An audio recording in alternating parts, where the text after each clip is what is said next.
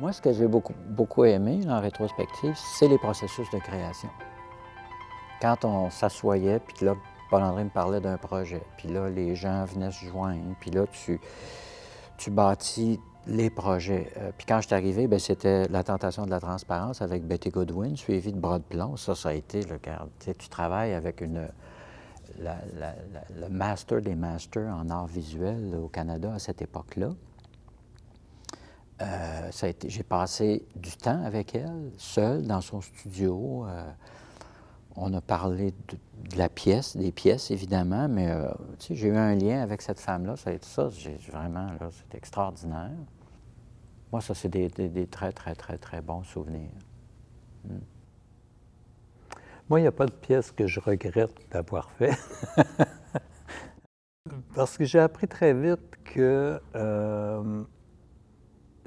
ce que j'aimais le plus, c'était de m'entourer de gens que je trouvais passionnants.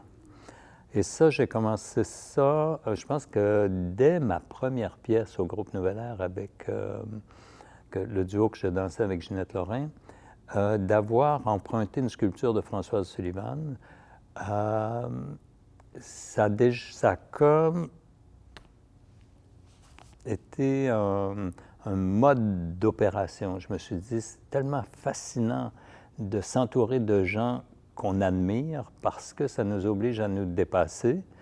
Et quand on s'enferme en studio avec eux, c'est l'occasion de les connaître et d'établir une relation de créateurs.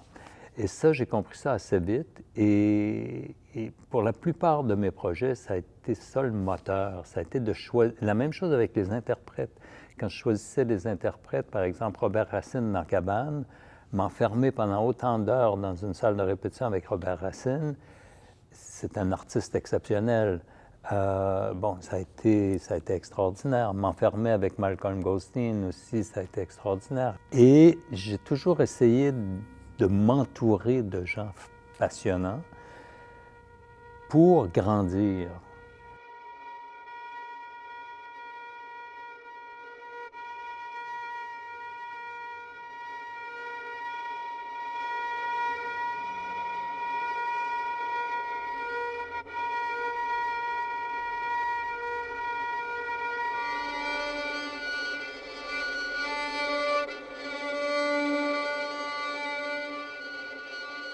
Pour moi, la création, c'est pas juste de faire une chorégraphie, c'est de la faire avec des gens qui vont m'apporter quelque chose, en espérant bien sûr moi aussi leur apporter quelque chose. Mais ce qui m'intéresse, c'est de dire quand le processus va être fini, cet artiste-là et moi, on sera différents parce qu'on a fait ça. Puis j'ai hâte à la suivante, puis j'ai hâte à la suivante, puis j'ai hâte à la suivante. Et ça, c'est fabuleux. Pour moi, ça, c'était plus important que de dire qu'il faut absolument que je fasse la pièce qui va révolutionner le monde de la danse, le Sado.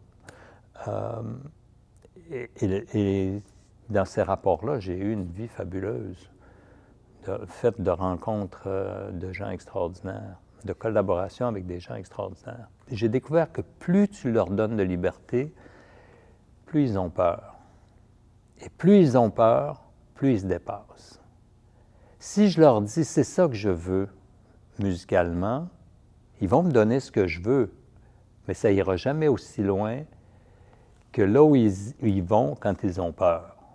Alors, moi, j'aime mieux qu'ils aient peur, puis qu'ils se dépassent. Puis après, c'est ensemble qu'on voit si on est toujours dans le même projet. Des fois, ça fait juste bouger le projet un petit peu par là, mais si c'est pour le mieux, allons-y. Et les danseurs apportent ça aussi, et tous les collaborateurs, j'essaie, moi, de travailler avec eux de cette manière-là. Il est arrivé qu'il y en ait qui n'aient pas compris. Il y a eu de la résistance dans certains projets, mais bon, c'est le risque aussi qu'on prend.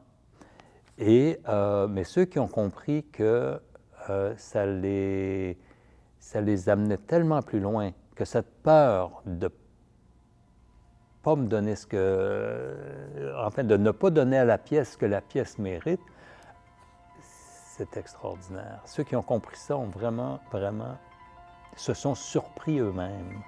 Et ça, c'est formidable.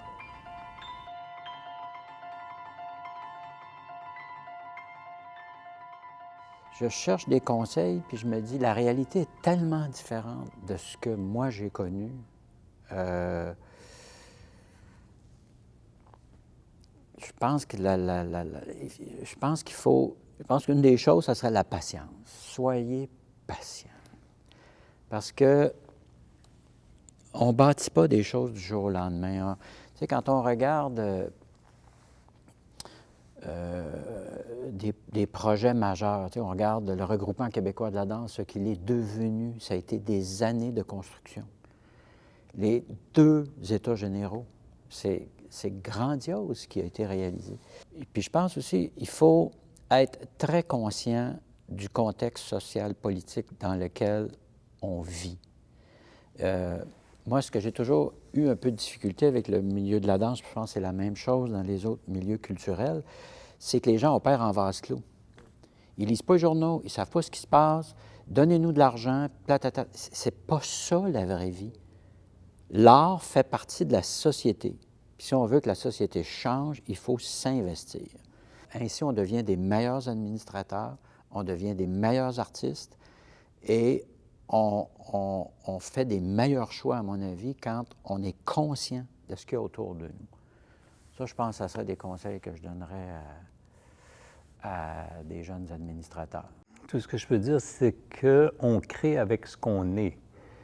Alors, il faut entretenir ce qu'on est, il faut le développer, il faut progresser, il faut apprendre, il faut être curieux. Si tu ne fréquentes pas les arts, si tu ne lis pas, si tu n'écoutes pas de musique, si tu vois rien, tu peux avoir du talent, mais je ne sais pas qu'est-ce qui va sortir de ce talent-là. La chorégraphie, pour moi, ça a été un apprentissage sur 40 ans. Donc, je suis allé à la découverte de mondes extraordinaires. C'était ma source d'enseignement constant. Et si on le fait pour la gloire, vas-y. Mais ça se peut que la gloire ne vienne jamais, mais c'est pas parce que la gloire ne vient pas que tu ne peux pas faire une carrière extraordinaire. Ça dépend de ce qu'on veut, ce qu'on attend. Moi, ça a été un projet de vie. J'ai croisé des gens tellement extraordinaires, j'ai tellement appris à leur contact. Ça a été un enrichissement continuel. Donc, je pense que si on l'aborde comme ça devient une manière de vivre, ça devient une manière d'appréhender le monde dans lequel on vit. C'est un métier hyper exigeant. Je parle du métier de la création. C'est un métier où le doute est constant. Il n'y a rien qui nous est dû. On le fait par passion et puis voilà.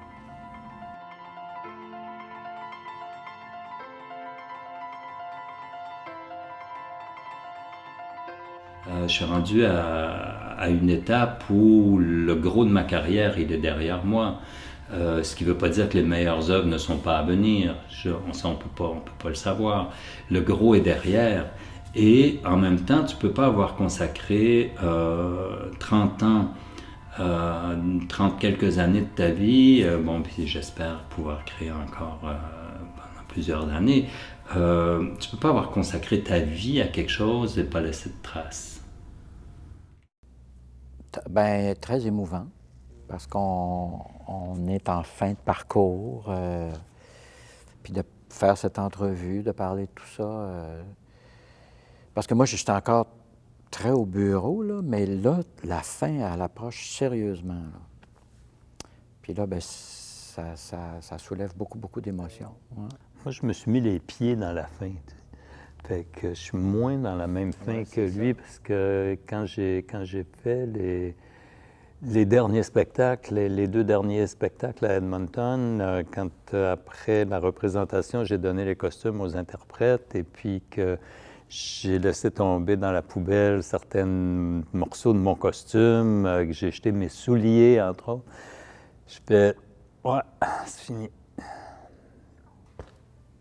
C'est sûr qu'effectivement, il y a plein de possibilités, mais j'ai 65 ans. Par moment, je me sens comme quand à 19 ans, je suis parti sur le pouce dans l'Ouest canadien. Toutes les possibles étaient là. Je ressens par moment la même chose, mais j'ai des limites que je n'avais pas à l'époque. Mais par moment aussi, je peux pas dire que c'est de l'angoisse, mais c'est comme si on rentre dans un sable mouvant, là. Puis c'est ça, j'ai pas l'audace que j'avais à 20 ans ou à 30 ans ou à 40, tu sais, là. Fait que c'est sûr que ça se promène entre les deux. Tu sais, c'est comme ça. Il y a des jours que c'est comme, ouh, dans quoi? Où c'est qu'on s'en va? Pourquoi qu'on décide ça? Puis par moments, c'est comme, wow, c'est le fun de... Fait que tu as toujours des décisions, tu vas toujours avoir des zones de transition, même si tu es âgé. Il y a des décisions tout au cours de la vie. Hein? Fait que... C'est plein de contradictions, c'est plein d'instants. Tout à coup, c'est nuageux, tout à coup, il fait soleil, puis tout à coup, c'est nuageux encore, puis d'un coup, il y a une tempête, puis il refait soleil, puis c'est des montagnes russes, et ça, je pense qu'il y a des turbulences, mais en même temps, tu sais que tu vas atterrir quelque part, là. Mais une grande libération aussi en même temps. C'est pour ça que je suis dans un moment de, comment dire, un peu un no man's land, mais en même temps, il y a quelque chose de très positif.